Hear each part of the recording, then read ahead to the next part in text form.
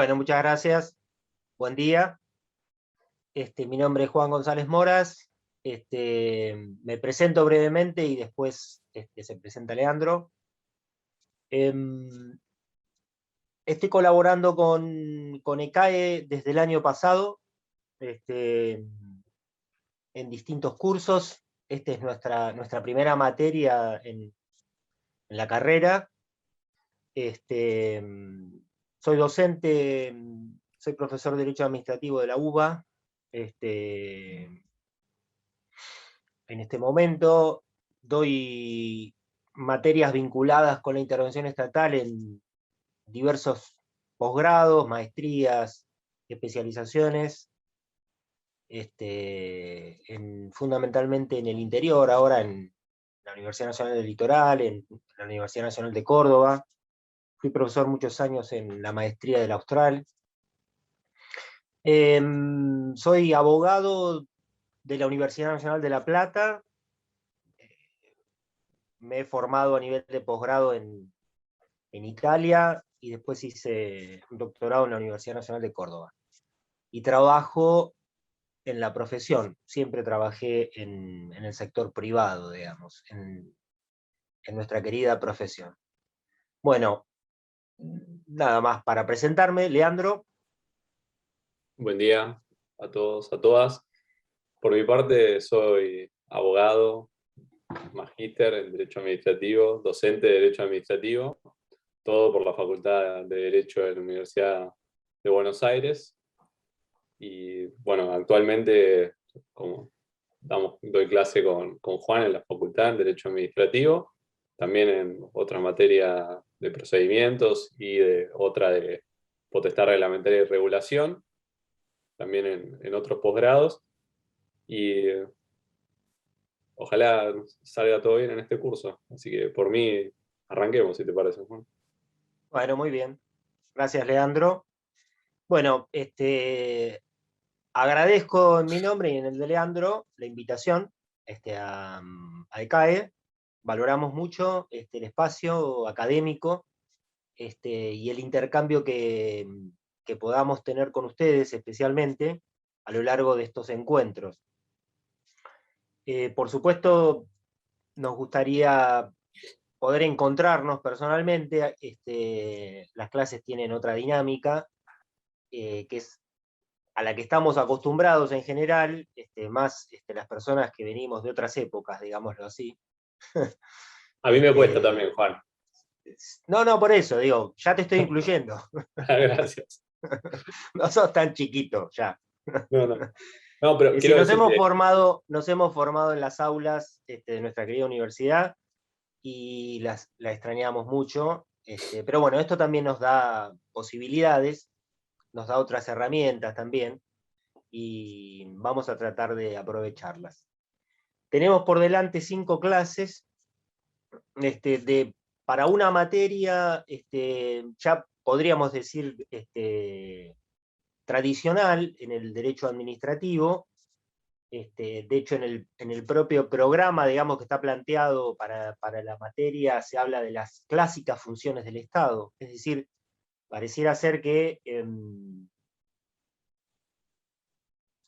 poder de policía, el servicio público y el fomento tendrían ya algo de clásico, digámoslo así, en su formulación, en su alcance, en su concepto, en sus formas, cosa que vamos a tratar de desarrollar en el curso. Yo diría que en gran parte es cierto eso, es decir, son capítulos, diría yo, que han conformado al derecho administrativo contemporáneo, al derecho administrativo que conocemos y hemos estudiado nosotros, es decir, al derecho administrativo de un Estado constitucional de derecho, digámoslo así, y al mismo tiempo no dejan de ser 3 conceptos o 3 técnicas de intervención que han generado desde hace unos 200 o 250 años a esta parte una innumerable cantidad de controversias, de discusiones, que también son clásicas. Es decir, estamos inmersos todavía muchas discusiones que se renuevan, digamos, porque de alguna manera no están saldadas, desde el punto de vista, yo diría más político que jurídico, si se quiere, pero nuestro derecho administrativo, nuestro querido derecho administrativo está demasiado, digamos, o es muy permeable, digamos, a afrontar discusiones políticas en términos jurídicos, es decir, a mezclar esas discusiones. Entonces, esto pareciera que se renuevan en algunos de sus conceptos, estas discusiones de gobierno a gobierno, de alguna manera de época en época. En algunos casos es una simple repetición de esas discusiones, en otros casos implican nuevas discusiones, si se quiere, bajo un formato viejo o antiguo. Doy un solo ejemplo de lo que quiero estar o de lo que estoy mencionando. El año pasado, por el DNU 690, el gobierno nacional declaró que determinadas actividades del área, digamos, de las telecomunicaciones, las declaró como servicio público. No solamente esas dos palabras, servicio público, que son viejas, antiguas, denostadas por viejas, si se quiere, o antiguas, generaron un revuelo no solamente en la opinión pública, digámoslo así, en la doctrina, en algún punto, sino en los actores, porque ese decreto está judicializado, se están otorgando y denegando medidas cautelares para suspenderlo, o A no, lo y largo y está ancho del país. cuestionado constitucionalmente. Sí, No, no, que decía que está cuestionado un sede judicial a lo largo y ancho del país, sí. en muchas jurisdicciones. Es decir, la intervención estatal, como tal, bajo estos viejos ropajes, genera todavía mucha controversia. Es decir, genera una controversia que atraviesa toda la discusión. Es decir, si el Estado puede, primero, si el Estado debe, segundo, y cómo debe hacerlo en tercer lugar. Es decir, todas estas discusiones. En materia de policía, ni qué hablar, lo que ha pasado fundamentalmente el año pasado durante la pandemia, cosa que hemos vivido todos, ¿no? Que hemos vivido todos personalmente, ya no ni teórica, ni profesional, ni académicamente, es decir, personalmente. Es decir, el año pasado ocurrió algo que no había ocurrido nunca desde que nosotros tenemos la Constitución del 53, mientras estuvo vigente, por supuesto, ¿no? Es decir, mientras tuvimos gobiernos democráticos, que es ni más ni menos que tener que pedir permiso para transitar en la vía pública, es decir, ni más ni menos que eso. Es decir, una norma, digamos, o una regla, si se quiere, de policía elemental, que está vinculada al uso del dominio público, a la utilización del espacio público, sobre la cual ninguno de nosotros nunca se preguntó, porque, es decir, dónde está escrita, qué alcance tiene, etcétera, salvo cuando hay algún tipo de justamente obstrucción, digamos, a la circulación, al tránsito, etcétera, cosa que vivimos mucho en nuestro país y que ha generado algún tipo de discusiones, ¿no? Es decir, si se quiere, muy propias del poder de policía en las últimas décadas, que pone el centro de atención de las discusiones en el conflicto de derechos. Es decir, en la oposición muy viva, digamos, de derechos y en una mediación, digamos, que el Estado, que el poder público tiene que encarar, tiene que hacer para tratar de componer, digamos, esa situación, esas situaciones.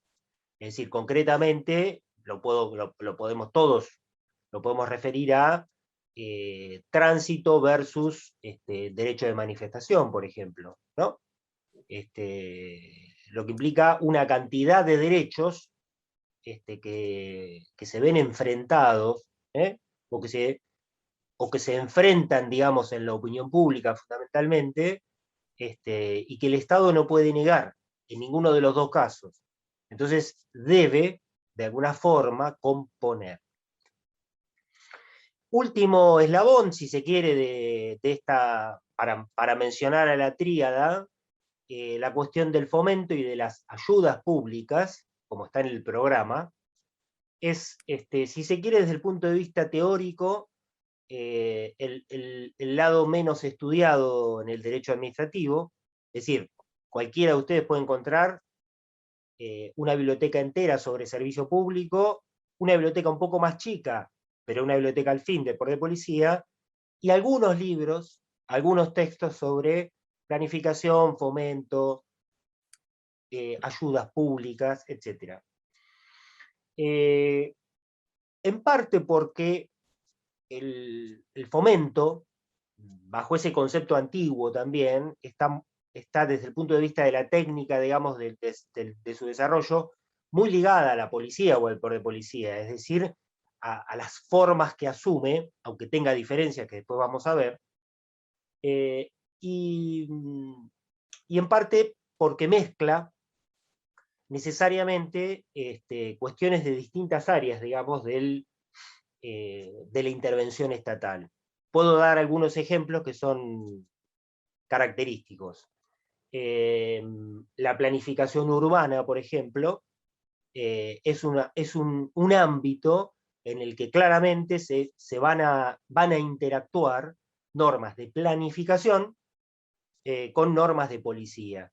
La planificación no involucra necesariamente normas de policía, que como tales, después vamos a ver, implican siempre algún grado de limitación o de restricción en el ejercicio de los derechos. La planificación, en realidad, puede sugerir, la planificación puede coordinar, la planificación puede dirigir hacia determinados objetivos, fines que el Estado entienda como socialmente valiosos, no ya a través de normas que limiten el ejercicio de derechos, sino a través de normas que otorguen beneficios, beneficios promocionales, es decir, que promuevan el ejercicio de una actividad de determinada manera en lugar de otra, pero sin una penalidad. Luego tenemos un enorme sector, cada vez más grande, digamos, de la realidad política, digámoslo así, social y económica, que no está tematizada, si se quiere, por el derecho administrativo de manera específica, y que tiene que ver con el enorme abanico de ayudas públicas que existen. La forma más clásica de esas ayudas son los subsidios, ¿no? Los subsidios, la figura del subsidio, digamos, en definitiva, después lo vamos a ver más en particular, pero alude, digamos, a algún tipo de ayuda concretamente que el Estado, a través del Tesoro, digamos, hace a los particulares o a algunos particulares, con distinto tipo de finalidades. Nosotros tenemos una realidad en la cual esas finalidades están cada vez más desdibujadas, si se quiere, o superpuestas. En el sentido de que el Estado ayuda de la misma forma y a través de los mismos medios para, por ejemplo, sostener la escolaridad de los chicos, para, junto con ello, sostener, digamos, una canasta básica, para, junto con ello, sostener el acceso a determinados bienes y servicios que se consideran esenciales, etc. Es decir, las finalidades son múltiples y se superponen en un solo camino, si se quiere, o en un solo medio, o en un solo tipo de medio, que es no solamente, pero fundamentalmente, la entrega o la transferencia de recursos. Es decir, entre sectores de la población a través del Estado, concretamente. Mencioné entonces al servicio público, al poder de policía, al fomento, como tres formas clásicas que asume lo que se conoce como intervención estatal o intervención administrativa. Nosotros organizamos con Leandro la materia de la siguiente manera, que quiero comentarles para que lo tengan más o menos claro. Cambiamos un poco el orden del programa, no mucho, pero un poco. Fundamentalmente para tratar de que estos temas se vayan entrelazando, porque en definitiva a pesar de que conceptualmente los tenemos que separar y que cada uno tiene su propia lógica, digamos, las formas de intervención estatal nunca se dan de esa manera. Es decir, se dan en un universo, digamos, de relaciones sociales, concretamente, o del Estado con la sociedad, y de los particulares dentro de la sociedad, que es tremendamente dinámica, digamos, y que es dirigida, si se quiere, en cuanto a la acción por parte del Estado, con todas las técnicas al mismo tiempo. Hoy vamos a tener una clase introductoria que tiene que ver con los conceptos de base, si se quiere, de la introducción, de la intervención estatal, haciendo mención a cada uno de estos, como venimos haciendo, quizá un poco más en particular, pero en realidad vamos a centrarnos, digamos, en los conceptos que son fundamentales para entender luego cómo el Estado asume cada una de estas funciones.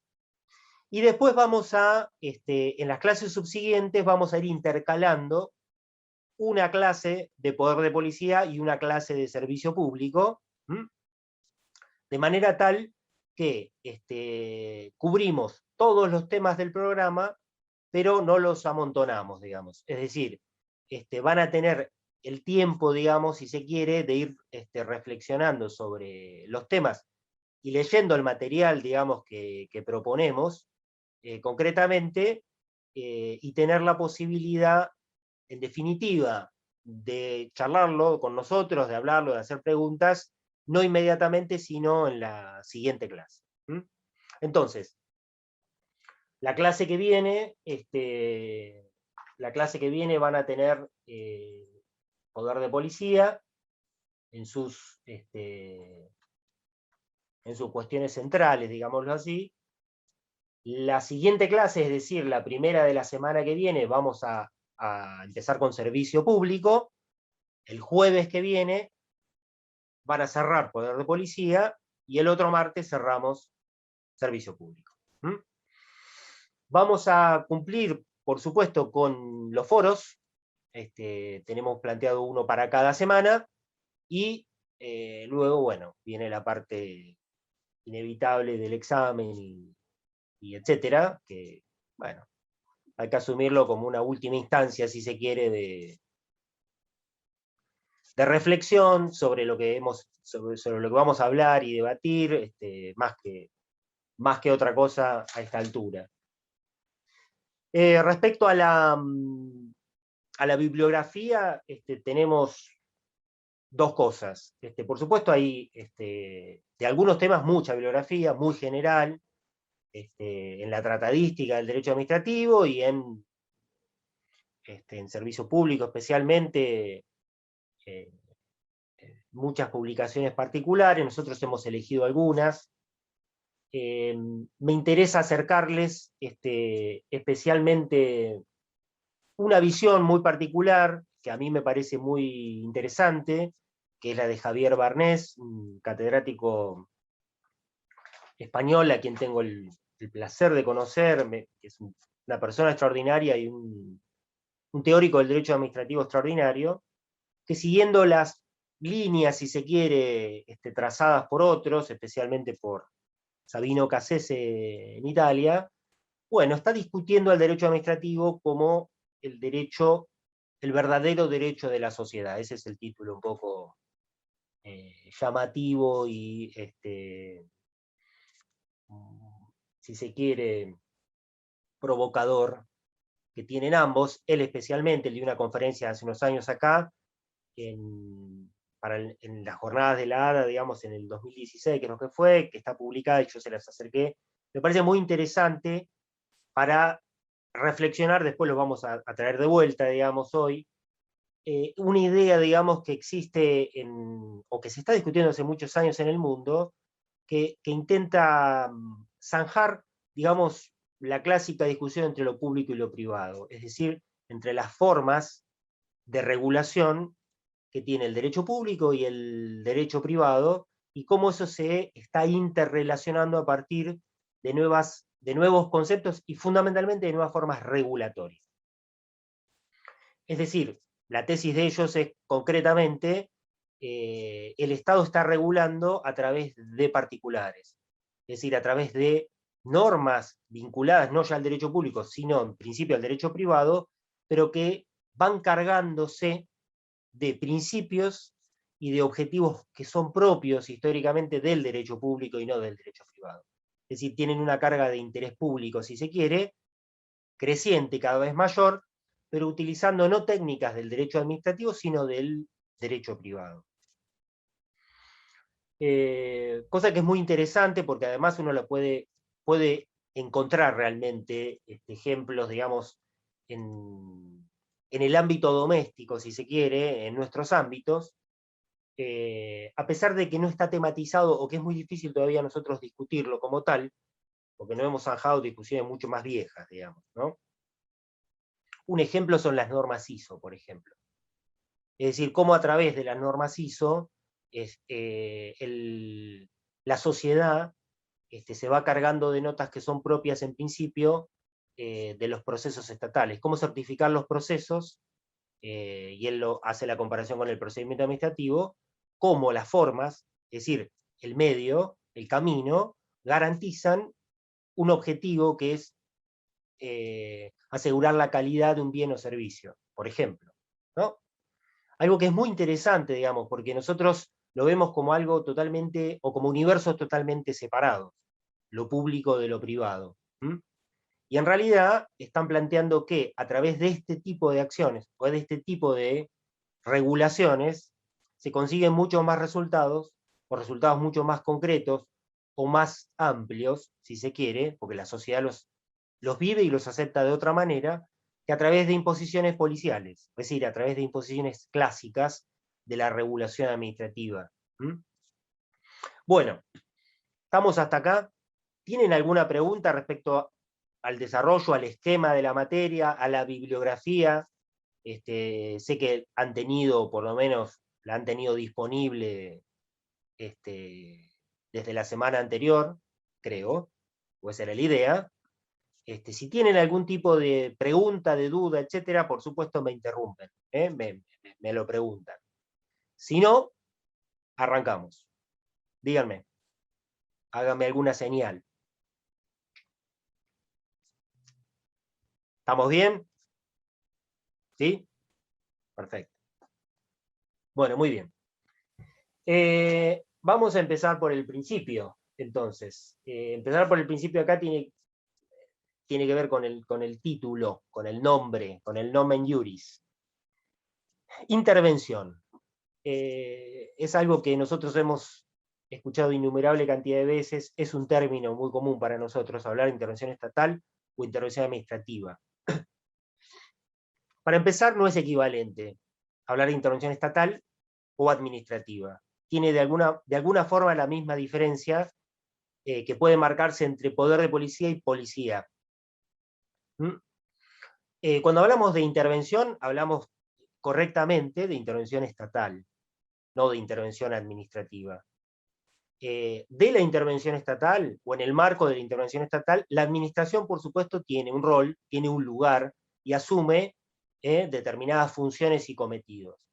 Pero lo primerísimo que tiene que quedar claro en nuestra materia es que la intervención, los modos, los deberes, las formas, la oportunidad, la conveniencia, etcétera, de las formas clásicas de intervención estatales no son definidas por la administración, sino que son definidas en nuestro sistema constitucional legislativamente. Es decir, la competencia constitucional para establecer normas de policía, para establecer un servicio público o para establecer beneficios promocionales o del orden del fomento, es legislativa. Es legislativa desde 1853 para acá, es decir, a partir de la sanción de la Constitución del 53. Lo marco, ¿por qué? Porque en los ensayos constitucionales anteriores, esas funciones estaban en cabeza del Ejecutivo. Clásicamente habían estado en cabeza del Ejecutivo, entendido como gobierno.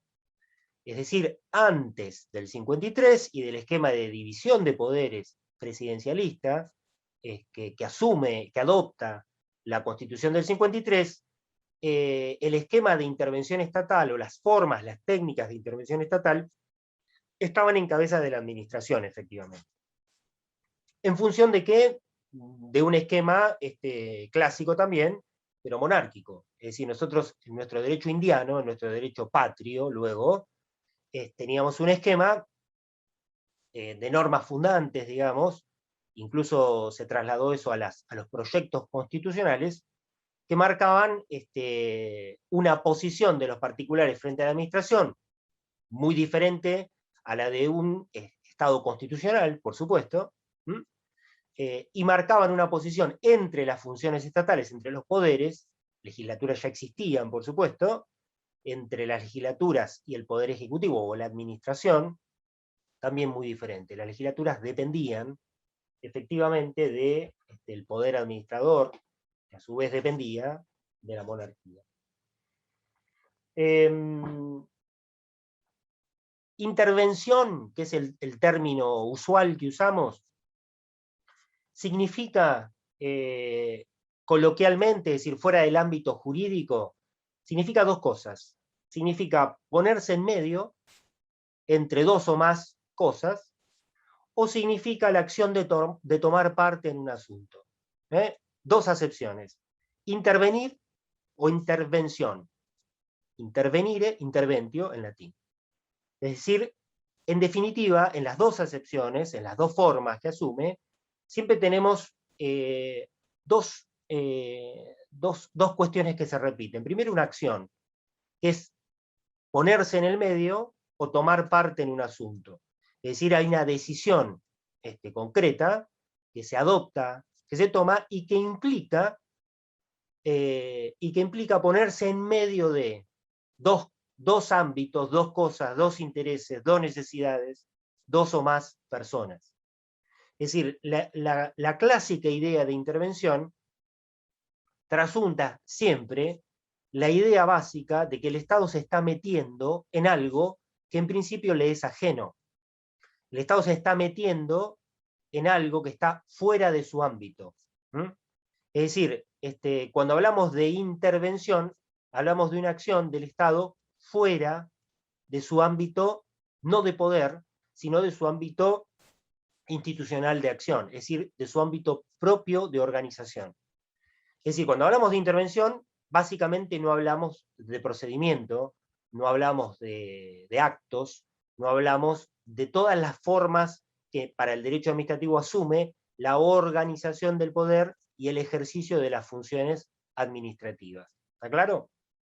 Sí, cuando hablamos de intervención, siempre estamos hablando de que el Estado se traslada, a través de su acción concretamente, de decisiones que toma, a regular, reglamentar, ponerse en lugar o entre dos personas, dos cosas, dos ámbitos, dos intereses, dos necesidades. El Estado se pone en medio. Cuando hablamos de intervenir en cualquiera de los casos y de las modalidades, en nuestro sistema de derecho, en nuestro sistema constitucional, el Estado interviene, tal como lo estoy diciendo, de esas maneras, en la esfera de derechos de los particulares. Es decir, el Estado interviene necesariamente los derechos de los particulares. ¿Cuáles son o de dónde surgen concretamente las bases de esa intervención? Yo diría las bases teóricas, filosóficas por un lado, y luego las bases constitucionales. Están entrelazadas y están unidas, lógicamente, pero son separables teóricamente.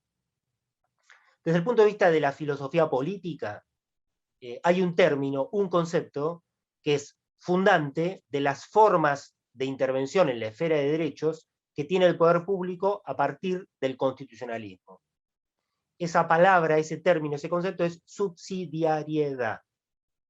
El Estado actúa respecto a la esfera de derechos de los particulares de manera o de forma subsidiaria. Otro término latino, otro término antiguo, que trae la idea de suplencia. Es decir, el subsidium romano, digamos concretamente, habla de las tropas de reserva, concretamente, de ahí viene el viejo término, habla siempre de una reserva, es decir, de alguien que está, o de una fuerza, o de una acción, que es suplente de. ¿Suplente de qué? Es suplente de la iniciativa privada, es decir, de la iniciativa particular. ¿Mm? En el esquema del constitucionalismo clásico, en cualquiera de sus manifestaciones o de sus formas, que nosotros tenemos plasmada en la Constitución del 53, hay algo que no puede discutirse, es decir, que no puede discutirse primero en la filosofía política y luego en las normas fundantes, en las cartas constitucionales, y es que el poder se somete a la voluntad del pueblo. ¿Mm? El poder se somete a los derechos. Los derechos, por decirlo de una manera que los españoles acostumbran, están antes que el poder. Es decir, las cartas constitucionales vienen a plasmar, vienen a plasmar en la organización social y del Estado, concretamente, en el lugar que va a asumir el Estado, esta idea de que nosotros, las personas, tenemos un núcleo de derechos connaturales, luego no importa cuál es la justificación que tengan, es decir, exactamente por qué son naturales, pero hay un núcleo de derechos de libertad y de propiedad, para el constitucionalismo clásico, que en principio son anteriores a cualquier forma de poder, en principio deben ser respetados como tales por el Estado. Esos derechos no son dados por el Estado, sino que son reconocidos por el poder público en una norma fundamental, concretamente. Esos derechos son el límite, siempre, de cualquier forma de organización estatal. El paso siguiente en esto es, bien, pero esos derechos son absolutos, es decir, esa esfera de derechos individual, derechos de libertad y de propiedad, que son los dos núcleos constitutivos de lo que después se llamó sociedad civil, ¿son absolutos? Bien, en la filosofía política clásica, yo diría de Hobbes para acá, Hobbes, Rousseau, Locke, y las variantes posibles subsiguientes, está claro que esos derechos no son absolutos y que cualquier idea que los considere como tales, es decir, que considera que el ejercicio de esos derechos puede ser abusivo, pero que uno tiene derecho al abuso de esos derechos, implica clásicamente un conflicto. Conflicto que justifica luego, para alguna filosofía política, a la filosofía política liberal básicamente, justifica la propia existencia del Estado. Es decir, el Estado, como poder público, tiene como primera misión contener, estabilizar el conflicto entre los particulares. ¿El conflicto derivado de qué?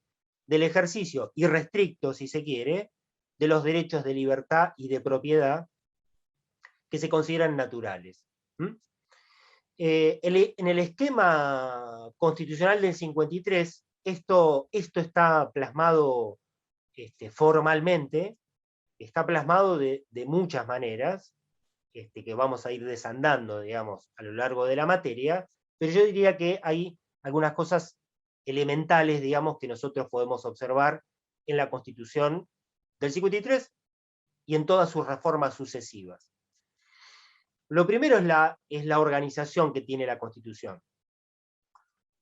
No por capricho, ni gratuitamente, ni por una cuestión que no tenga importancia, la primera parte de la Constitución es la que llamamos dogmática, y la segunda parte de la Constitución es la que llamamos orgánica, ¿verdad? Esto yo se los preguntaría en una clase presencial, más que afirmárselos. La parte dogmática contiene, ¿qué cosa, mis estimados y estimadas? Declaraciones, derechos y garantías. Es decir, lo principal, lo primero, lo fundamental. Luego está la organización del poder. Esa organización del poder, que viene después de nuestras declaraciones, derechos y garantías, es decir, de los principios que guían nuestra organización social y de los derechos y de las garantías que existen para hacerlos respetar y valer concretamente, esa organización estatal, esa organización en funciones, en poderes, como clásicamente se se llaman y se mencionan, ya contiene la primera formulación concreta en una norma, digamos, que regula básicamente a una sociedad, de ese principio de subsidiariedad. ¿Por qué? El constitucionalismo clásico, el constitucionalismo que funda el Estado de Derecho que nosotros conocemos, vincula, conecta, hace aplicable esa idea de subsidiariedad en un régimen legal concretamente y constitucional a partir de un nuevo principio, de otro principio, que se aplica de manera simultánea, que es uno que nosotros conocemos mucho más, que es el principio de legalidad. Es decir, el principio de legalidad implica a su vez básicamente dos cosas. Primero, una legitimidad en el ejercicio del poder, concretamente, es decir, en qué se funda esa legitimidad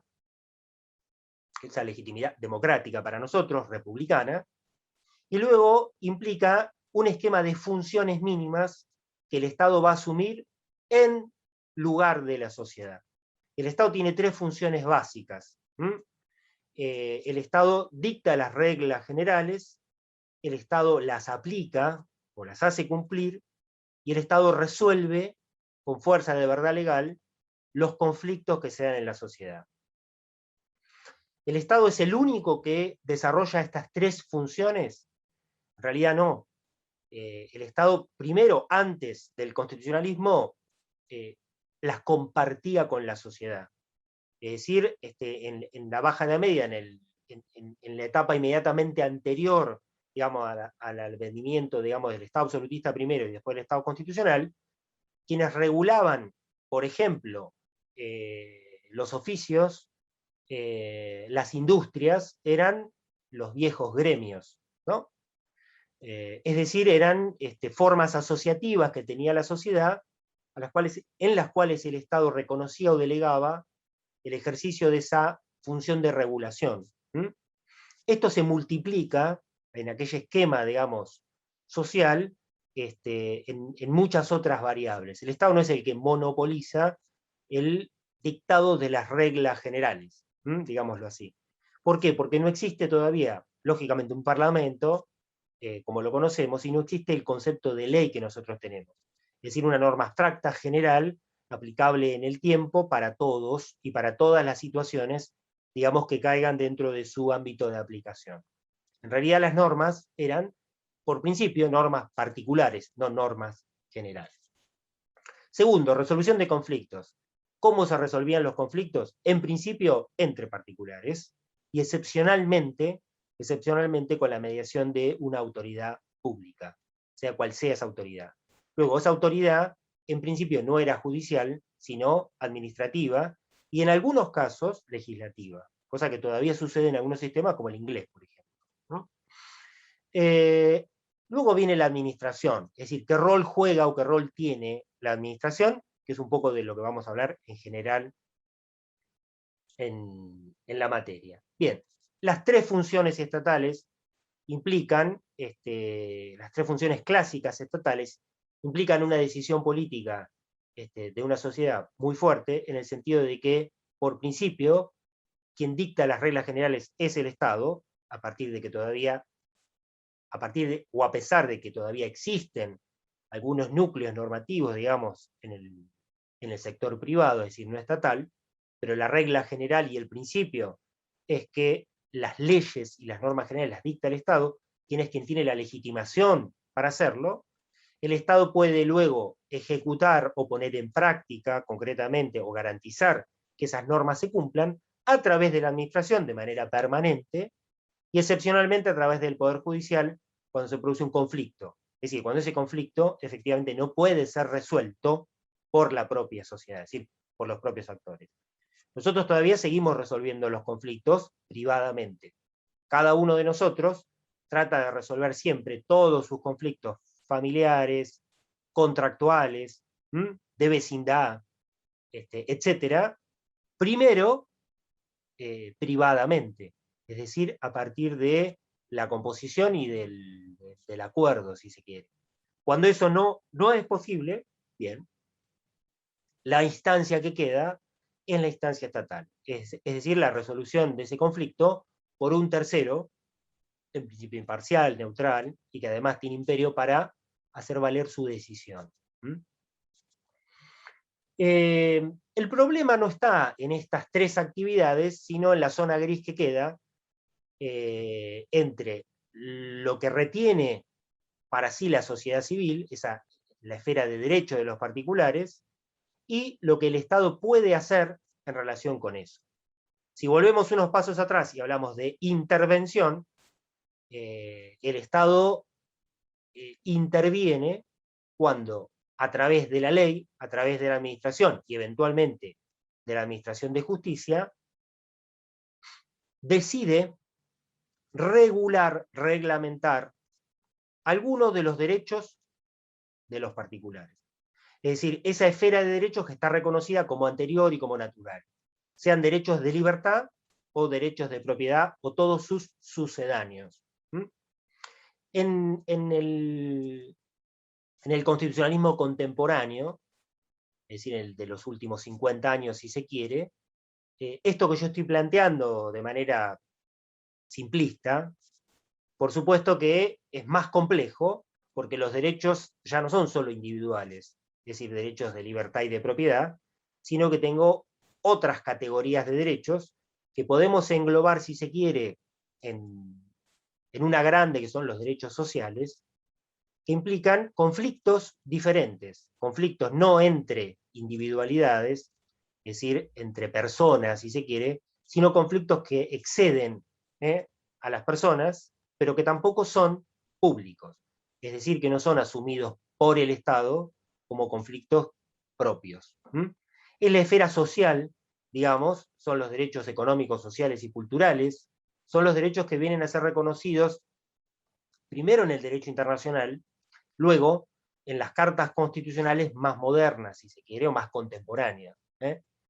Nuestro esquema constitucional, a partir de la reforma de 1994, contiene los dos modelos superpuestos, si se quiere, o el primer modelo modificado por el segundo. El esquema tradicional, derechos, poder, sociedad civil, poder público o Estado, es el mismo. Las formas de intervención son las mismas, porque en eso no hay cambios, es decir, no hay otras o nuevas formas de intervención. Lo que sí ha cambiado a partir del 94 son dos cosas. ¿Qué implica esa esfera de derechos de los particulares? Es decir, ¿qué derechos se reconocen? ¿Qué alcance tienen esos derechos? ¿Qué intereses representan? ¿Qué conflictos conllevan concretamente? Y ahí aparece la idea de lo colectivo, de lo transindividual, como llama nuestra corte ahora. Es decir, aparece una idea diferente al esquema tradicional, digamos, del conflicto entre derechos, o del conflicto del derecho con el poder público. Y luego tengo un esquema de correlativo de fines, de objetivos estatales. Es decir, lo que viene a modularse claramente es la vieja idea de interés público, es decir, que es la que en definitiva guía todas las acciones, o justifica todas las acciones estatales, ¿no? Es decir, hay intereses privados, hay intereses sociales, hay intereses colectivos, hay intereses públicos, efectivamente. Entonces, las técnicas de intervención, la policía, la vieja policía, el servicio público junto con el dominio público, luego el fomento, se mantienen como lo que son, es decir, como técnicas de intervención, y cada una mantiene de alguna forma su modus operandi tradicional. Lo que cambia es el destino de esa intervención. Es decir, ¿para qué interviene el Estado concretamente? ¿Para qué regula a través de normas de policía los derechos? ¿Con qué finalidad los regula concretamente? ¿Para qué o cómo o por qué declara que una actividad, como por ejemplo ahora las tecnologías de información, son un servicio público? ¿Para qué concretamente? ¿Por qué concretamente? Y luego el sistema de planificación de ayudas públicas, de organización del ámbito de lo social como tercera vía. Es decir, nosotros tenemos volviendo más al principio todavía, 3 clásicas formas de intervención que en realidad están fuertemente interpeladas en el constitucionalismo contemporáneo a partir de la irrupción de lo que llaman derechos de segunda y tercera generación. Derechos sociales, luego derechos especificados. Los derechos de los usuarios y consumidores, por ejemplo, los derechos de la niñez, y podría mencionar muchos más. Es decir, el ordenamiento jurídico reconoce concretamente la existencia no ya de vastos sectores de la sociedad en desventaja, como podían ser en el constitucionalismo social más clásico, los trabajadores, sino que reconoce directamente a sujetos vulnerables.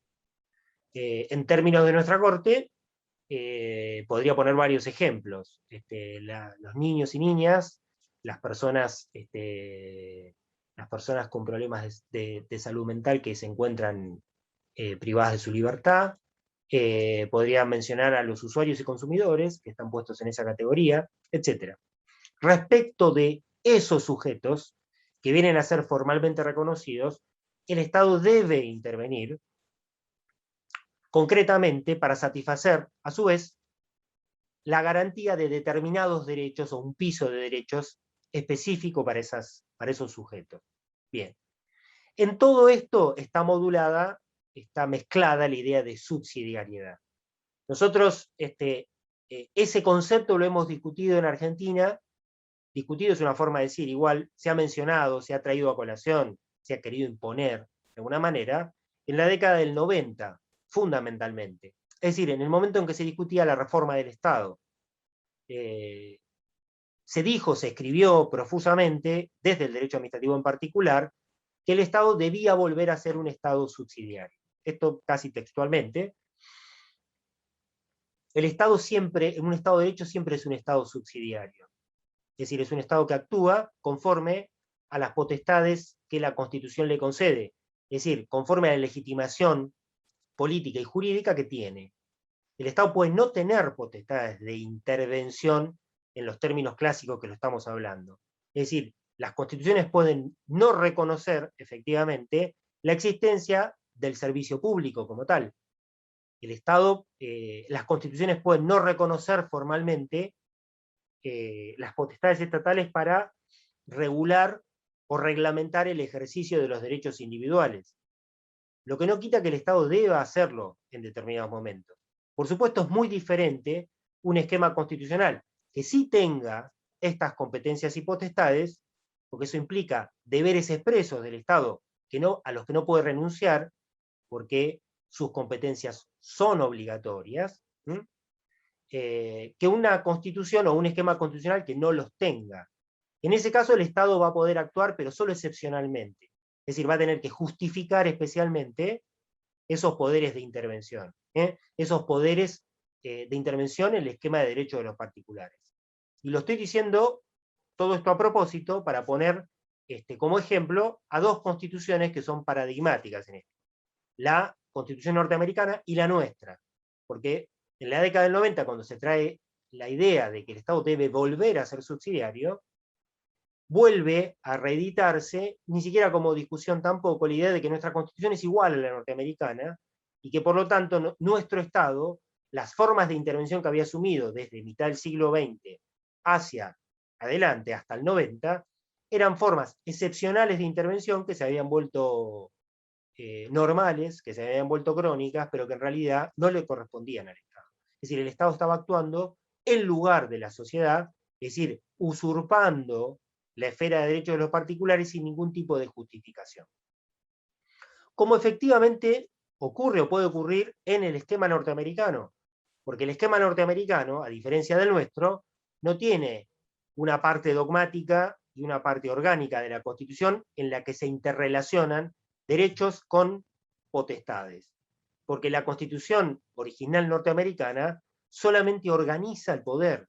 Es decir, la Constitución original norteamericana no contiene un elenco de derechos y garantías. Bajo la premisa estrictamente liberal, de que, y democrática, si se quiere, de raíz fuertemente democrática, de que cualquier lista, elenco de derechos podía ser entendida como una limitación de esos derechos naturales de las personas. Los norteamericanos lo que han hecho sucesivamente a través de enmiendas es ir reconociendo puntuales derechos respecto, digamos, para la sociedad civil, para los particulares. Pero no tienen un esquema como el nuestro. Nosotros no solamente tenemos un esquema de derechos y garantías por un lado y de organización del poder por el otro, sino que además tenemos normas expresas en la Constitución que los vinculan. Es decir, que vinculan esa esfera de derechos con las atribuciones que tiene el Estado. Hay dos normas que son fundamentales para entender todas las formas de intervención estatales. Dos normas, y después hay otras que funcionan, que son necesarias, pero que en definitiva son secundarias. La primera es el artículo 14 de la Constitución. La segunda es el actual artículo 75, inciso 18. Originalmente artículo 64, inciso 3, luego durante más de 100 años 67, inciso 16, desde el 94 para acá 75, inciso 18. Norma llamada clásicamente cláusula del progreso o de la prosperidad. A ver, el artículo 14, de todas maneras, es la piedra basal de lo que estamos hablando. El artículo 14 de la Constitución tiene dos funciones elementales.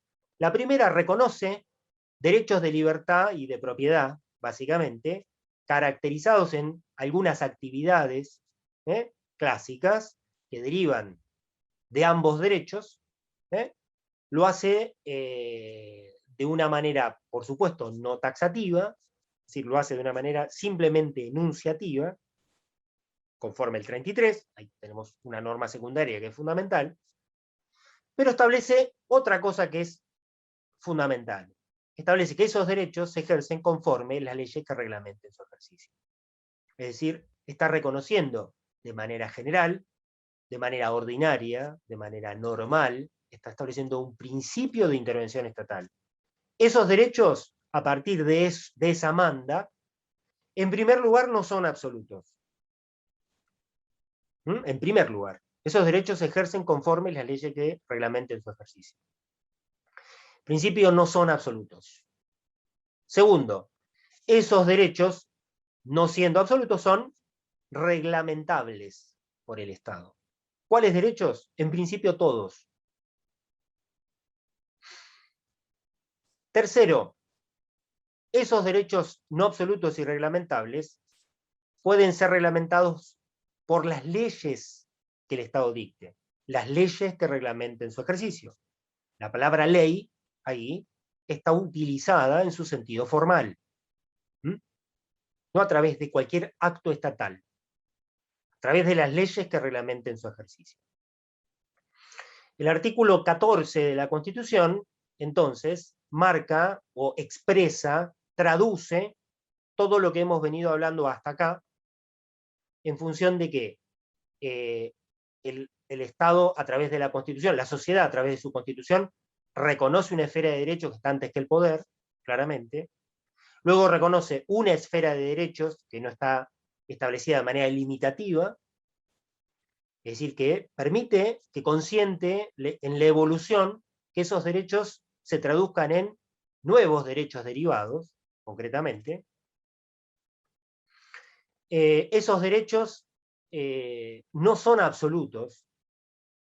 Eso implica una clara concepción social y un claro límite, por principio, que establece la Constitución, no el Estado, concretamente a través de la policía, sino la Constitución, y que se traduce en la necesidad de que el Estado, eventualmente, reglamente su ejercicio.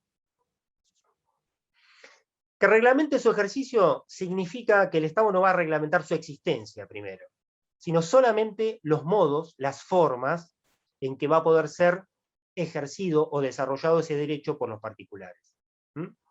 Ejemplo del propio artículo 14, el derecho, como estamos ejerciendo ahora, de enseñar y aprender.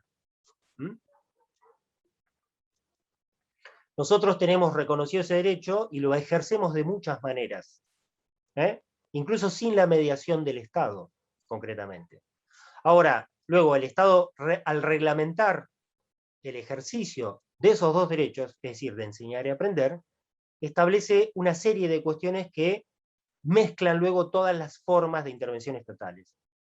Va a establecer una currícula y una obligación, una educación obligatoria, una educación mínima, digámoslo así, que todos debemos cumplir concretamente, eso del lado de el aprender.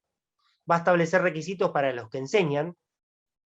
Por ejemplo, en mi caso, yo debo ser, para estar a cargo de este curso, en principio dos cosas: profesor, abogado, profesor, y además debo tener un título de posgrado acorde al título al que aspiran mis alumnos, concretamente. Son cosas elementales, pero están establecidas legalmente, concretamente. Luego, el Estado va a organizar un servicio de educación, que en el caso argentino es público y privado, es un servicio mixto, digámoslo así, que involucra, digamos, el ejercicio concretamente de estos dos derechos, el de enseñar y aprender. Como está reconocido el derecho a enseñar, digamos, como un derecho individual concretamente, el Estado puede reglamentar a lo que se llama instrucción o educación privada. El Estado no podría, por línea de principio, negar la posibilidad de que nosotros, cualquiera de nosotros, ejerza esa función fuera del ámbito público, fuera del ámbito estatal. Luego, el Estado debe garantizar, porque impone un mínimo obligatorio, debe garantizar a través del servicio público de educación que eso esté a disposición, ese mínimo de educación, esté a disposición de los particulares. El artículo 14 llega hasta ahí. Es decir, el artículo 14 no es poco, yo diría es muchísimo, establece esas reglas generales. Cuando vean Poder de Policía, en particular, van a ver cómo se desenvuelven esas reglas generales. Yo solamente voy a mencionar ahora acá que el artículo 14 tiene un sucedáneo elemental y necesario, que es el artículo 19. ¿Por qué? Porque el artículo 19, que nosotros hemos estudiado clásicamente como el que recepta el principio de legalidad en nuestro esquema constitucional, es el que establece básicamente el tipo de vinculación que el poder público va a tener con la esfera de derechos de la sociedad. Pues si yo leyera literalmente el artículo 14, dirían: estos derechos se ejercen conforme las leyes que reglamenten su ejercicio, podría llegar a la penosa conclusión de que si el Estado no dicta la ley que reglamenta el ejercicio de un derecho, ese derecho no está disponible para los particulares. Es decir, en términos más contemporáneos, no sería operativo. En realidad, eso no es así, pero ¿en función de qué? En función de lo que dice el artículo 19 de la Constitución. El artículo 19 establece una regla general de vinculación entre el poder y la esfera de derechos de la sociedad, que nos libera ¿de qué? Nos libera de tener que desarrollar nuestra vida como querramos, salvo que existan normas que legítimamente nos impongan obligaciones o deberes, ¿no?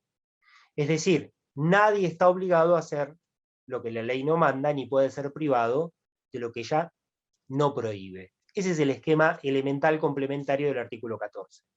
Mientras el Estado no use la atribución que le reconoce el artículo 14 de reglamentar los derechos, nuestros derechos, esos derechos, pueden ser ejercidos de la manera más libremente posible por los particulares.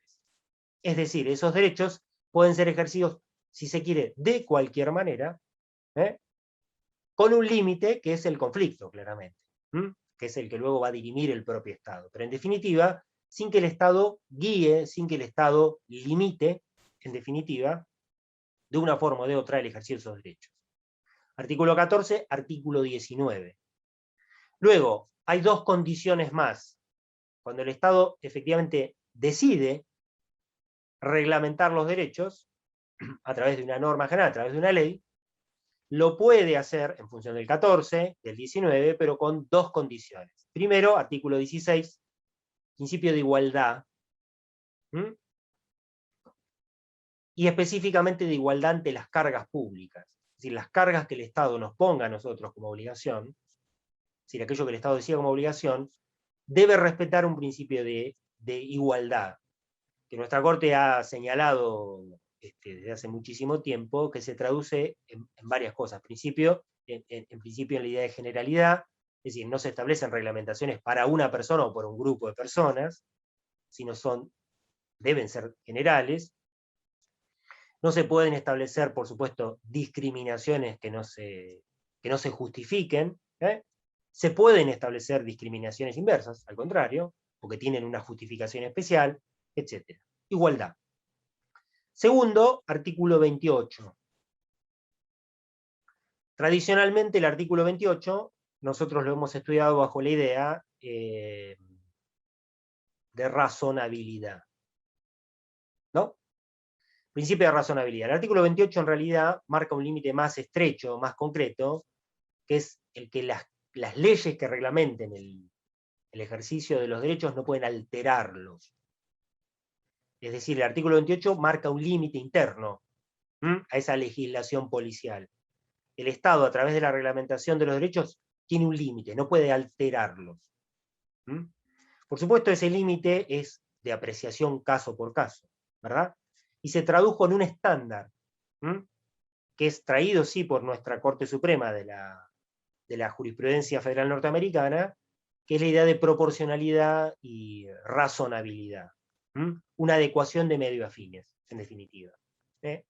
Si podemos verificar esa adecuación, en un caso concreto podremos decir que el derecho sí se ve modificado, concretamente, porque no hay ninguna reglamentación policial que no implique una limitación de derechos, pero que esa limitación no implica una alteración del derecho. Es decir, una modificación tan importante que haga que el derecho no pueda ser ejercido como tal. Lo van a ver en Poder de Policía, con Leandro especialmente, vinculado, por ejemplo, a la propiedad. Todo el Poder de Policía de Emergencia, más contemporáneo nuestro, está o discute esta idea. Bueno, yo puedo postergar, digamos, el cobro, consolidación de deuda pública, yo puedo cambiar la moneda de pago, yo puedo hacer un montón de cuestiones que en principio están modificando la sustancia de la obligación original, que era que el Estado me debía 5 pesos, por ejemplo, o que me debían moneda convertible. Pero eso, tira la Corte, finalmente, no modifica la sustancia de la propiedad, que al particular se le sigue reconociendo, aunque de una manera diferente, en función de una situación de emergencia que se encuentra justificada, etc. Yo mencioné antes, en el último apartado que hicimos, a dos normas, al artículo 14, y a la cláusula de progreso o prosperidad, el artículo 75-18. Nos vamos a centrar ahora en esta segunda norma, en lo que implica. Las dos formas elementales de intervención estatal que nosotros vamos a encarar, que venimos tratando, de las cuales venimos hablando, implican dos posibilidades. O normas de policía, con todo el abanico posible de variantes que tienen internamente, o, segunda variante, una publicatio. Es decir, que el Estado, a través de una decisión legislativa, decida publificar, reservar, consagrar un bien o un servicio como públicos. Eso es lo que separa absolutamente, digamos, las aguas en la intervención pública. De un lado voy a tener poder de policía, voy a tener regulación económica, voy a tener fomento también, y del otro lado voy a tener dominio público y servicio público, en términos tradicionales. La publicatio, esta también antigua noción, si se quiere, o concepto, es transformar algo en público, concretamente, está reflejado en dos normas fundamentales de nuestra Constitución. en la cláusula del progreso, que ahora vamos a analizar concretamente, y en el artículo 17 respecto a la expropiación. Es decir, la declaración de utilidad pública de un bien privado implica una forma, un modo, un tipo, un ejemplo de publicatio. Es decir, el Estado declara de utilidad pública algo, esa declaración no puede ser resistida por el particular, lo que debe ser es indemnizada de manera previa y justa. Así como el Estado puede, entonces, apropiarse legítimamente de un bien a partir de la declaración de un bien privado, ¿no? A partir de la declaración, de una declaración de utilidad pública, una declaración similar de utilidad pública puede transformar a un bien, sea del propio Estado, un bien privado del Estado, o de un particular, en un bien público, es decir, del dominio público, concretamente, o a una actividad que estaba en manos de los particulares, que estaba en la esfera de derechos de la sociedad, que estaba en el mercado, en pública. Eso para nosotros se llama servicio público, tradicionalmente. En cualquiera de los casos el Estado está interviniendo siempre en la esfera de derechos de los particulares. En un caso, en las normas de policía, sin expropiar, sin quitar a esos derechos de la esfera de los particulares. Es decir, los derechos siguen existiendo, los derechos siguen siendo particulares, el Estado lo que va a hacer es reglamentar su ejercicio. Volvemos al 14. De alguna manera, limitar, en función de que esos derechos no son absolutos, su ejercicio. Luego, en función de las finalidades que el Estado persiga en esto, la policía o el poder de policía se va a manifestar de distintas maneras, como simples limitaciones, como obligaciones positivas en algún caso, etc. Es decir, va a asumir distintas formas. Cuando hay una publicatio, cuando hay una reserva de actividad, como dijo la Corte en el caso Cepis, más contemporáneamente, es decir, en el año 2016, utilizó esa figura, es decir, hay una reserva, el Estado asume obligaciones. Y esa asunción de obligaciones implica una interferencia, una intervención en la esfera de derechos distinta que la policial. Porque en este caso, el derecho a prestar la actividad, el derecho a desarrollar esa actividad, deja de pertenecer a los particulares y se pone en cabeza del Estado, pasa a ser una función estatal. Eso es un servicio público, concretamente. El servicio, para ser tal, no solamente debe ser declarado como tal, sino que además debe tener un régimen jurídico acorde, debe ser obligatorio, debe prestarse en condiciones de continuidad, de regularidad, debe ser universal, etc. Los derechos de los particulares cambian. Es decir, al mismo tiempo que desaparecen unos derechos, que son los derechos de la actividad económica de que se trate, es decir, el derecho a prestar esa actividad, aparecen los derechos de los particulares como usuarios, que hasta ese momento no tenían como tales. Es decir, como usuarios de un servicio público. Algo que podemos ahora ver claramente en las implicancias que tiene en materia de telecomunicaciones con el decreto 690 que ya mencioné. Es decir, la misma actividad que ya existe, Internet, concretamente, si es un servicio público, deja de pertenecer como derecho a los prestadores, y los prestadores van a poder seguir prestándolo, es decir, desarrollando esa actividad, pero a partir no ya de un derecho preexistente, sino de una autorización estatal. Eso implica claramente que el Estado puede decidir otra forma de organización de esa prestación. Es decir, el Estado no tiene la obligación de garantizar que los particulares desarrollen esa actividad. Lo que tiene es la obligación de garantizar que los usuarios accedan a esa actividad. Y ese es el cambio radical de enfoque que existe en las formas de intervención estatales. En cualquiera de los casos, lo que se está interviniendo, en lo que el Estado se está metiendo, es en la esfera de derechos de los particulares. ¿Por qué? Porque no hay ninguna actividad que conozcamos como de servicio público que originalmente no haya sido una actividad privada. Todas las actividades de servicio público primero fueron actividades privadas o reservadas por la administración para sí. El ejemplo más clásico es el correo, que es el servicio más antiguo. El correo era un servicio de la corona, no era un servicio para el público, sino que era un servicio propio de la burocracia colonial, digamos.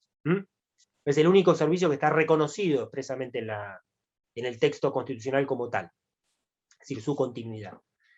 Luego pasa a ser público, y eso implica dos cosas, que pasa a ser estatal, en el traspaso, digamos, de la monarquía, digamos, al Estado de Derecho, y luego que pase a ser un derecho del público, es decir, de sus usuarios, concretamente, lo cual nos da la posibilidad de exigirlo como tal.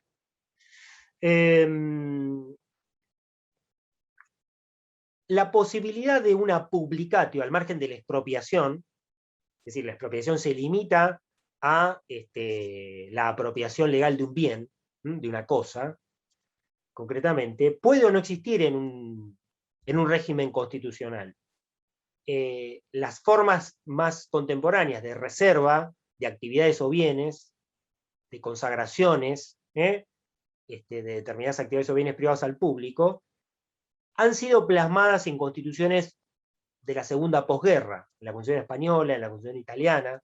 Es decir, nosotros ahí tenemos ejemplos contemporáneos, si se quiere, de normas que específicamente habilitan al Estado a reservar para su titularidad, como dice nuestra Corte, determinados bienes o actividades.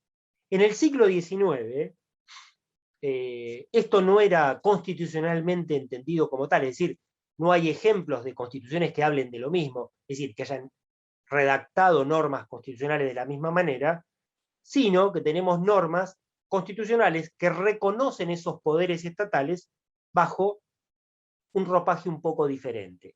Es decir, sin la técnica propia del servicio público que se desarrolló posteriormente. Es decir, si ustedes agarran cualquier texto de derecho administrativo clásico, nacional o extranjero, en general se van a encontrar con la idea de que el servicio público, tal como lo conocemos, nace con el Arret Blanco en 1872 en Francia. Es decir, que es la piedra basal del servicio público moderno, o contemporáneo, si se quiere, como actividad estatal, como función, etc. En realidad el servicio público existe como concepto y como actividad estatal desde muchísimo tiempo antes. Nuestro régimen, después lo vamos a ver en profundidad. Lo que me interesa ahora es marcar la recepción de esta idea, digamos, de intervención estatal en el texto constitucional de 1853.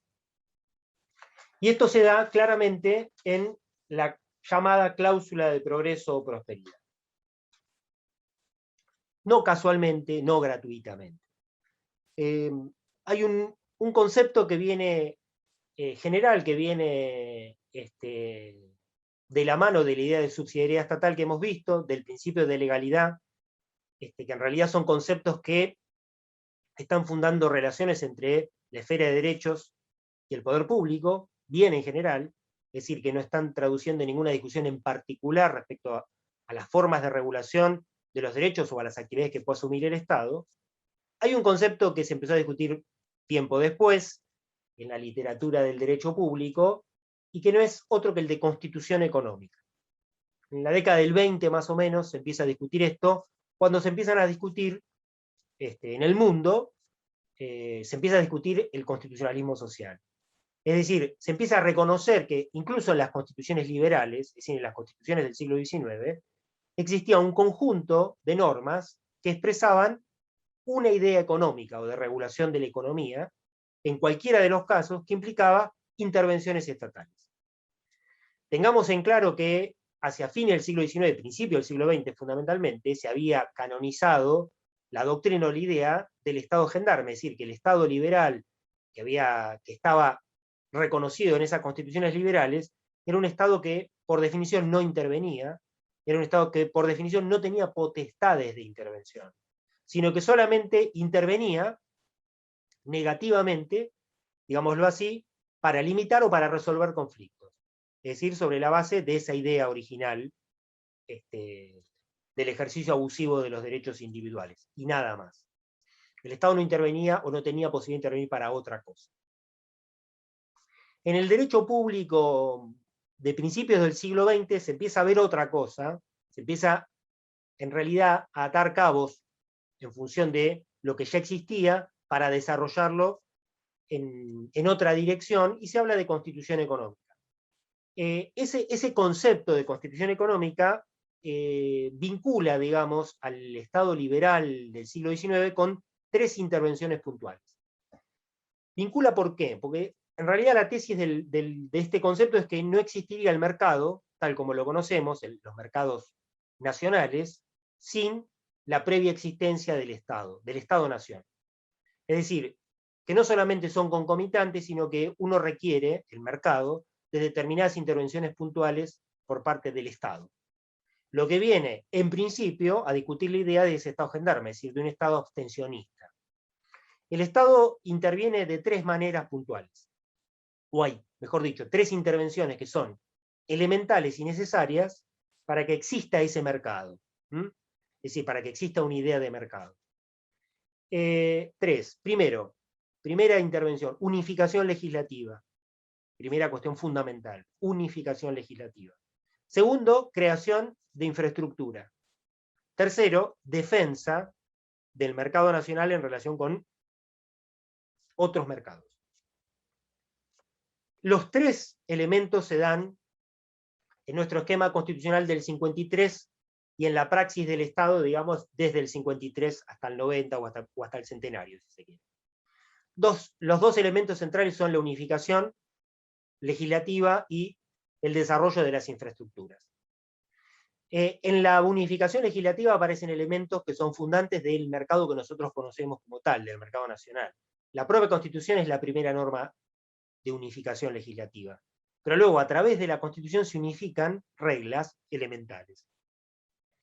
Primero, se unifica la moneda, quien establece la moneda y su valor, concretamente, el Estado Nacional.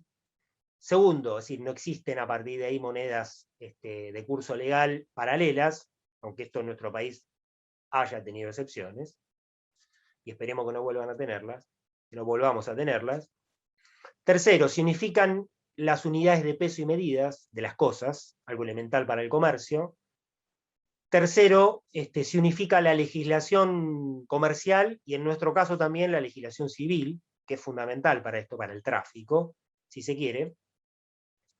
Cuarto, se unifica la política de relaciones de nuestro mercado con el exterior, que implica el último punto, que es la aduana. Es decir, los derechos de importación y exportación se unifican también en la decisión del legislador nacional. Esta unificación legislativa permite que la realidad que nosotros teníamos antes del 53, que era un mercado por cada jurisdicción, ahora por cada provincia de las 13 que existían, con sus reglas propias, que en algunos casos eran análogas y en otros no, con monedas distintas, con unidades de medida diferentes, si se quiere, que pueden existir y coexistir, pero que en definitiva hacía que no tuvieran unidad en ese tráfico, se realiza en la Constitución o por la Constitución del 53. El segundo punto que es crucial es la creación y el desarrollo de la infraestructura económica. Eso implica, en términos contemporáneos, básicamente obras y servicios públicos.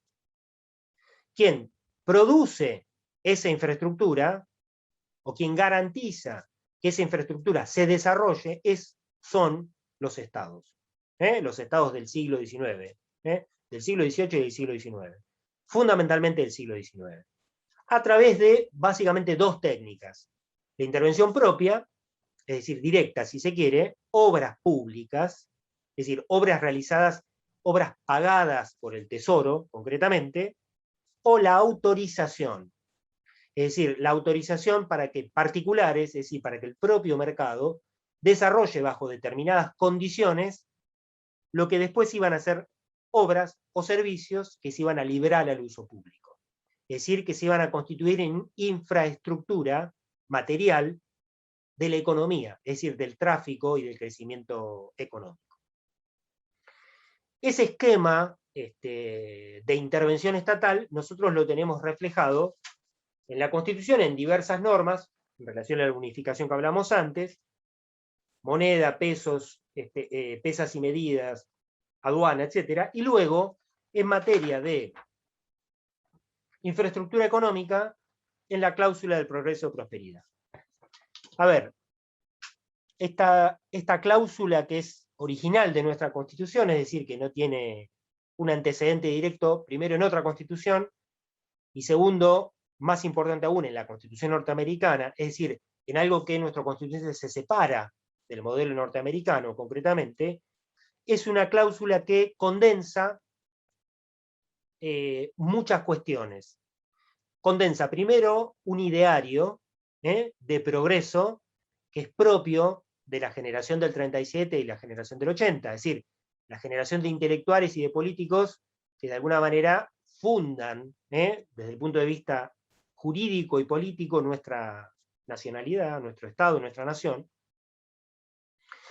Es decir, trae el preámbulo adentro de la Constitución, concretamente, es decir, ese ideario de para qué nosotros nos organizamos como Estado, como nación, concretamente.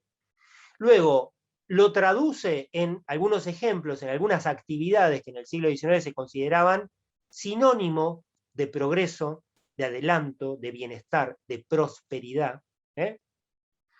Luego, establece las técnicas a través de las cuales el Estado va a intervenir para garantizar que eso se materialice, que eso se realice.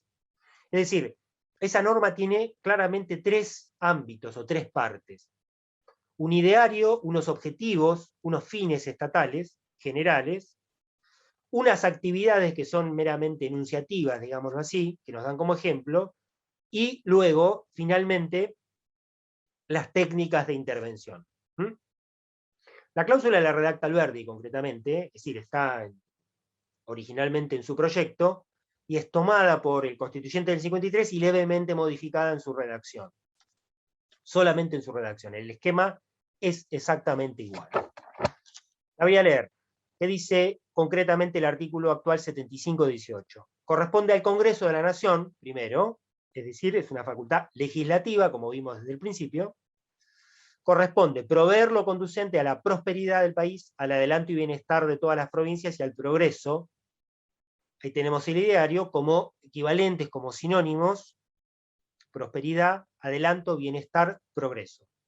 Todo está vinculado al desarrollo económico, al desarrollo material, digámoslo así, que es propio del ideario de esa época. Si uno lee Alberdi, él dice, en las bases, cuando explica esto concretamente, el país necesita menos políticos, decía, y menos curas, y más ingenieros.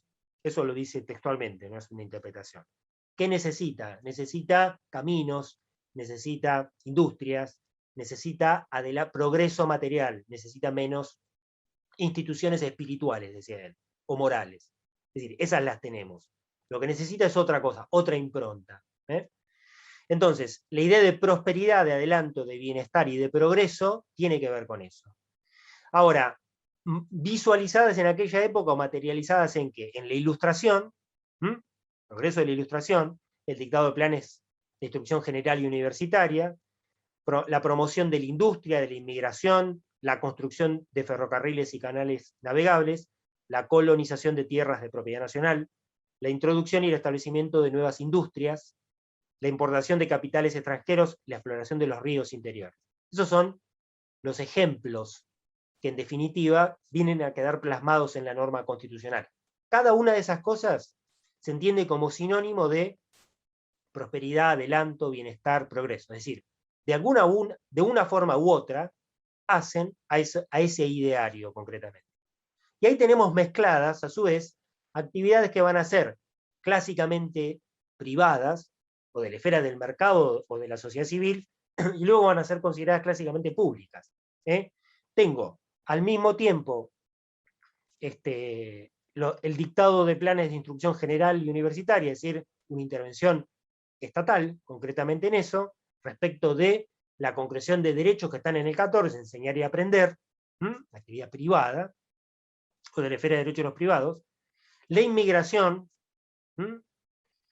luego tengo la construcción de ferrocarriles y canales navegables, servicios y obras públicas concretamente. A eso yo le puedo añadir la colonización de tierras de propiedad nacional, que es una variante vinculada al dominio público, es decir, a la propiedad estatal concretamente.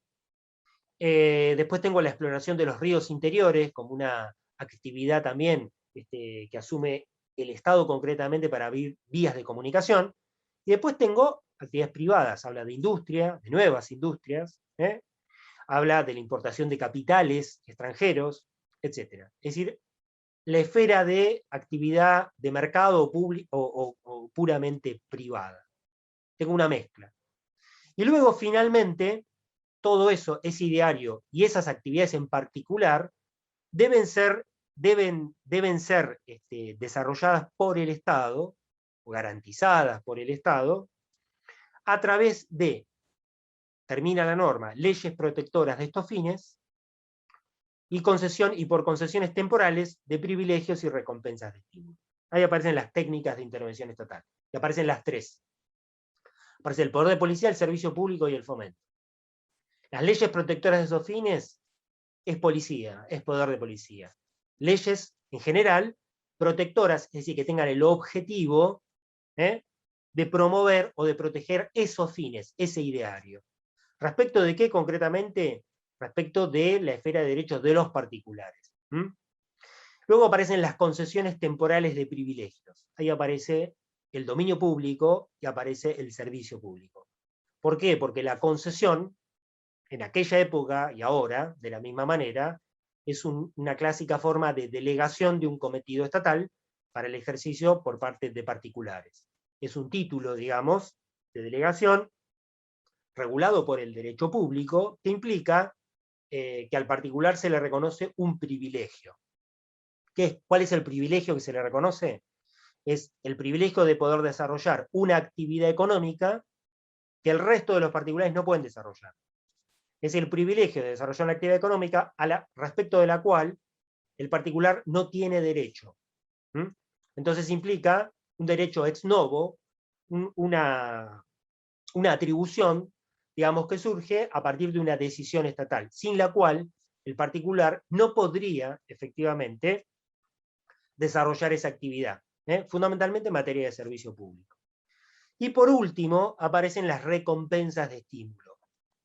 Las recompensas de estímulo abren junto con la mención en general de las leyes protectoras de estos fines, abren el camino a lo que nosotros conocemos más contemporáneamente como fomento.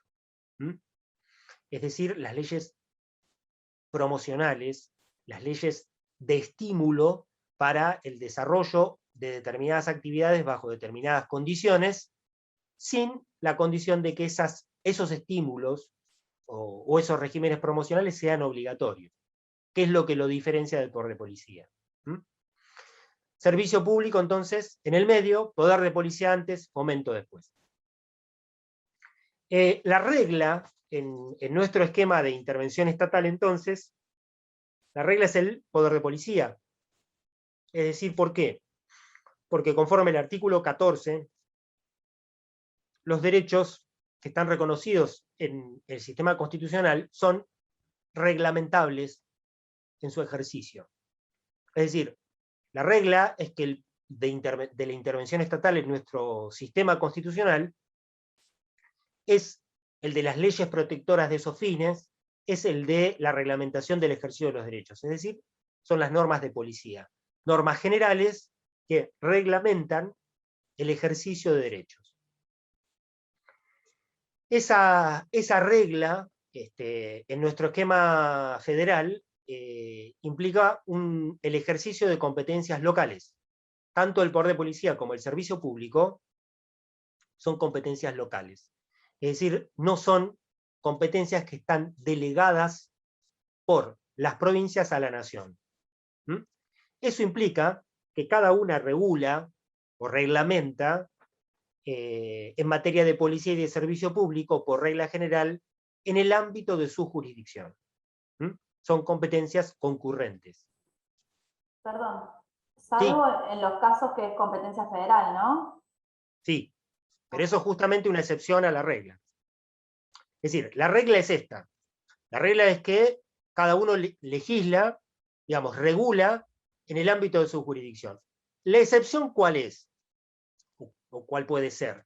La excepción es que el Estado Nacional, a través de o en uso de la cláusula de prosperidad y de otro artículo, que es la cláusula de comercio, concretamente, es decir, hoy el 75, inciso 13, el Estado federalice una actividad o un bien. Entonces, a partir de ese momento, el Estado, justificándolo, de manera excepcional, va a empezar a regular de manera exclusiva el uso de un bien o el desarrollo de una actividad. De esto podemos dar un sinnúmero de ejemplos, tanto en materia de servicio público como en materia de policía. Si quieren, doy 2 ejemplos, o uno de cada uno. En materia de policía, por ejemplo, un ejemplo es la Ley Federal de Pesca. La Ley de Pesquerías, como se conoce, la Ley Federal de Pescas, regula la actividad pesquera en todo el país o para todas las jurisdicciones, justificándose esa intervención, como lo dijo la Corte Nacional en el caso Arengus en 1994, si no me equivoco, en la cláusula de comercio y la cláusula de prosperidad. Es decir, la regulación de esa actividad, al margen de reconocerle competencias a las provincias en función de su dominio público, que está vinculado concretamente al mar territorial, al margen de eso, la regulación se unifica en manos del Estado Nacional en orden a qué? En orden a la importancia que tiene la actividad y a su interjurisdiccionalidad, que viene a ser el concepto clave que funciona tanto en materia de servicio público o no, para justificar este tipo de intervenciones estatales. El Estado unifica esto en función de la interjurisdiccionalidad y por ella, es decir, porque hay interjurisdiccionalidad, para hacer que esa legislación, que esa regulación sea eficiente. La contracara sería que cada provincia legislaría la misma actividad respecto, incluso de los mismos bienes, para cada una de las jurisdicciones. Esto puede hacer, claramente, que esa regulación se transforme en una regulación inadecuada, ineficaz, en relación con lo que se quiere regular concretamente. ¿Por qué? Porque la interjurisdiccionalidad implica necesariamente también la indivisibilidad de lo que estamos hablando, de los bienes o servicios. Es decir, lo que haga una provincia va a afectar necesariamente a otra y viceversa. Con lo cual yo unifico el régimen. En materia de servicio público tenemos varios ejemplos. Las telecomunicaciones, tenemos el servicio de transporte y distribución de gas natural, tenemos el servicio de transporte y distribución de electricidad. Ahora tenemos un servicio nacional ampliado en materia de telecomunicaciones, tenemos servicios de transporte interjurisdiccionales a través de la aeronavegación fluvial y terrestre, de trenes, de colectivos, etcétera, que también está federalizado en función de lo mismo, es decir, de su interjurisdiccionalidad y de la necesidad de hacer un régimen único y homogéneo, es decir, un régimen que rija de la misma manera en cada una de las jurisdicciones. Para esto puede hacerlo. Ahora, sin perjuicio de estos ejemplos, que son la excepción, lo importante, fundamental, es que cada uno conozca la regla. Es decir, que nosotros sepamos que la regla es la localidad, es decir, el poder de policía es local, el servicio público es local. ¿Y esto por qué? Porque el Estado puede, efectivamente, avanzar sobre este principio, pero debe justificarlo. El ejemplo más concreto que tenemos, lo van a ver con Leandro, es el último conflicto jurisdiccional que tuvimos entre el Estado Nacional y el gobierno de la Ciudad de Buenos Aires por la pandemia en materia educativa, ¿verdad? Es decir, se discutió ni más ni menos que eso. Es decir, hasta dónde podía llegar, en función de la emergencia sanitaria, la intervención del Estado Nacional en materia de educación para cada una de las jurisdicciones. Esa es la discusión. ¿Sobre la base de qué? De que el poder de policía es local. Es decir, el Estado Nacional tiene competencias, puede ejercerlas hasta determinado punto, pero eso tiene el límite de su justificabilidad o de su razonabilidad. Es decir, tiene un límite interno. El Estado debe justificarlo eso, concretamente. ¿Estamos hasta acá? La cláusula de prosperidad en la vieja Constitución tenía, en el artículo 107, un sucedáneo para las provincias. Es decir, se reitera, se repite, que las provincias, más o menos textualmente, que las provincias en sus jurisdicciones pueden hacer más o menos lo mismo que la nación. Mejor dicho, que deberían propender a los mismos fines dentro de cada una de su jurisdicción y sin invadir, digamos, si se quiere, los poderes federales. Si se quiere. ¿Estamos hasta acá? ¿Sí o no? Bueno, entonces, resumen ejecutivo de esta introducción. Nuestra Constitución, nuestro esquema constitucional, tiene previstas las 3 técnicas de intervención: el poder de policía, el servicio público y el fomento. Es decir, las 3 técnicas de intervención, siendo o estando reconocidas a nivel constitucional, en ningún caso implican el ejercicio de potestades excepcionales por parte del Estado nacional o de los estados locales. Implica el ejercicio de potestades que tienen reconocidas de manera ordinaria. En el caso del poder de policía, para reglamentar el ejercicio de los derechos. En el caso del servicio público, para propender al cumplimiento del ideario de la vieja cláusula de progreso, es decir, ese progreso, esa prosperidad, adelanto, ese bienestar, organizando la puesta en marcha de actividades que a partir de una declaración estatal, de una publicatio, se transforman en públicas y que pueden ser prestadas tanto por el Estado como por particulares a través de un título especial, que puede ser una concesión, una licencia, un permiso. Después veremos. El fomento, o las recompensas de estímulo, de la que habla nuestro viejo texto constitucional, está vinculado a ese ideario, en nuestro esquema constitucional, ese ideario de progreso también. Por supuesto que no está limitado a eso. El texto constitucional, en el 94, como ya dijimos también, viene a incorporar derechos de otra generación, derechos sociales, derechos especificados, y viene a reconocer concretamente, o viene a establecer, nuevas obligaciones para el Estado en función del reconocimiento de esos derechos. Si hay una norma que es fundamental en el esquema de intervención estatal, en el 94, o en la Constitución del 94, es el 75, el actual 75, inciso 23. Es decir, esa norma viene a plasmar en el texto constitucional un ideario nuevo, si se quiere, o un ideario remozado de la vieja idea de progreso, que está vinculado a algunos derechos y a algunos grupos vulnerables. Pero fundamentalmente está vinculado a qué idea? A la idea de igualdad real de oportunidades. El Estado debe intervenir. Cuando hablábamos antes de las leyes protectoras de aquellos fines, ahora tiene estos fines también, esas leyes protectoras, debe intervenir. ¿Para qué? Para garantizar sucesivamente la igualdad real de oportunidades, como mínimo de los colectivos que están incluidos en el 75-23, y luego con el resto de los que aparezcan y que se reconozcan como sujetos vulnerables. Por ejemplo, en el 42 de la Constitución, usuarios y consumidores.